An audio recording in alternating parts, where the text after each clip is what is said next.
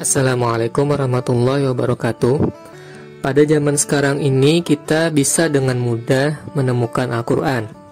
Baik kita bisa membelinya di toko-toko ataupun kita bisa mengunduh Quran digital melalui gadget kita.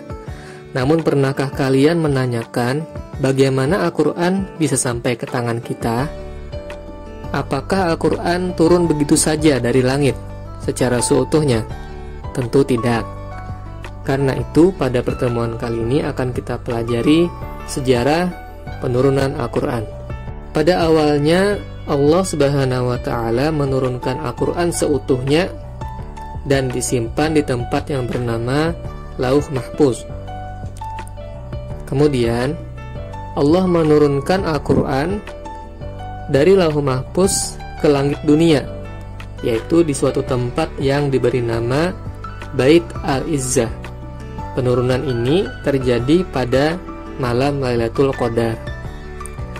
Kemudian Allah menurunkan Al-Quran dari Bait Al-Izzah kepada Nabi Muhammad SAW melalui perantara malaikat Jibril, yaitu diturunkan secara berangsur-angsur selama 22 tahun, 2 bulan, 22 hari, 13 tahun turun di Makkah dan 10 tahun turun selama periode di Madinah.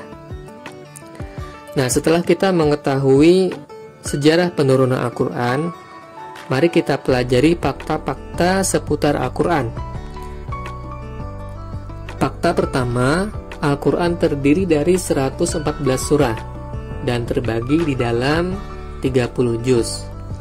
Di antara 114 surah tersebut, 86 diantaranya adalah yang diturunkan di Makkah atau disebut dengan surah Makkiyah, sedangkan 28 sisanya diturunkan di Madinah atau disebut dengan surah Madaniyah.